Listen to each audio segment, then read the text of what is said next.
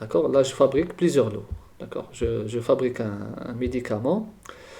C'est-à-dire, supposons que j'ai le Doliprane. Doliprane, c'est le principe actif, c'est le paracétamol. Donc, je vais fabriquer un lot qui contient 1000 boîtes. D'accord? 1000 boîtes de Doliprane. Donc, je vais vous poser la question, c'est-à-dire, c'est-à-dire une question naïve. Je vous dis comment, c'est-à-dire, je peux vous faire confiance. Comment je peux savoir est-ce que votre médicament il est efficace, il est de qualité requise. Comment, c'est-à-dire la question, est-ce qu'il est de qualité? C'est ça la question. Donc, tout patient, euh, c'est-à-dire a le droit de connaître est-ce que le médicament que vous fabriquez, c'est-à-dire qu'il va prendre pour se soigner, est-ce qu'il est de la qualité? Donc la réponse c'est juste, vous dites oui, il est de qualité car la procédure de fabrication est validée. Quand on parle d'une procédure validée, on parle de documents. Et les documents, c'est une preuve. D'accord? C'est une preuve que votre lot, il est de qualité requise. Donc un procédé validé, produit forcément un médicament conforme à des spécifs et à des attributs qualificatifs prédéfinis. Donc nous, durant la recherche et le développement des médicaments, on aboutit à un produit final. Un produit final c'est-à-dire il a une classe thérapeutique avec ses effets indésirables et ses effets toxiques, ses effets thérapeutiques, le tout. Ensuite, les BPF, quand on applique les BPF, on doit vraiment reproduire le même médicament, mais en grande quantité. C'est-à-dire recherche et développement, on est en train de développer des médicaments, mais on va en produire, je ne sais pas, peut-être euh, on va faire par exemple des boîtes. Des boîtes, d'accord. Des boîtes, c'est-à-dire final, là c'est des boîtes. Mais produit fini dans l'usine pharmaceutique, dans une usine pharma, c'est environ 1000 boîtes, c'est-à-dire 1000 boîtes par lot. 1000 boîtes par lot, supposons on produit 3 lots par jour, donc c'est 3000 boîtes. 3000 boîtes par jour. Vous voyez, c'est-à-dire par exemple là. Donc là, vraiment, ça demande une validation. Donc il ne suffit pas juste de suivre les protocoles établis par le recherche et développement. Là, donc cette partie, euh, elle prend beaucoup d'années, généralement on va dire entre 8 à 12 années, 12 ans presque, on va dire peut-être 15 ans.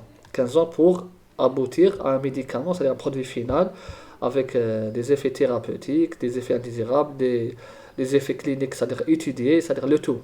L'essentiel à l'usine, dans une usine pharma, là, c'est massive production, d'accord? C'est une production massive en grande quantité.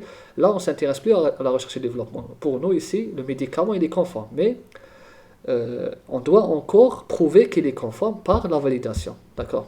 Donc, la procédure validée produit un médicament conforme à des spécifs et à ses attributs qualificatifs et prédéfinis. C'est-à-dire, si le médicament il appartient à la classe thérapeutique des antihypertenseurs, il doit, ici à l'usine pharma, il doit toujours appartenir à la partie antihypertenseur, à la classe thérapeutique antihypertenseur. C'est la première chose. La deuxième chose, quoi? Si ici aussi le dosage, c'est-à-dire c'est-à-dire on mentionne que le dosage ici il est on va dire à 5 milligrammes. Pour qu'il soit thérapeutique, il doit être à 5 milligrammes. À 8 milligrammes, il est toxique. D'accord? Donc là aussi, quand vous allez produire les milliers de boîtes par jour, toutes les boîtes sont aux alentours de 5 milligrammes. À plus ou moins, on va dire, je sais pas, à plus ou moins 2%. Donc il faut pas prendre le risque. D'accord? Donc si les boîtes ici, c'est-à-dire qu'on a développées, sont de type, par exemple, gélules, d'accord? Les gélules ont leurs caractéristiques. Donc là, vraiment, c'est des gélules avec les mêmes caractéristiques. D'accord? Donc voilà, en quelque sorte, la validation. Donc la validation, elle fait en sorte que le médicament produit durant la recherche et développement doit être reconduit, c'est-à-dire doit être de même pour les médicaments produits en grande quantité. Par exemple, vous êtes chez vous, dans une cuisine, vous allez préparer votre repas du soir. Vous allez préparer un menu pour une, deux, trois, quatre personnes, peu importe.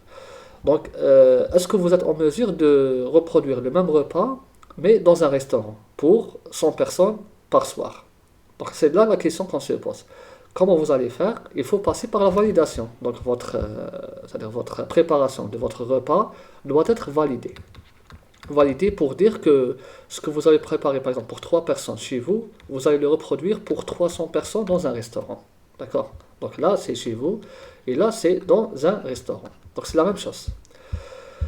Maintenant, les catégories de la validation. Vous avez, on va dire, on va classer la validation en 3 procédés, d'accord, en 3 catégories. Vous avez la validation initiale. Donc la validation, on peut la subdiviser.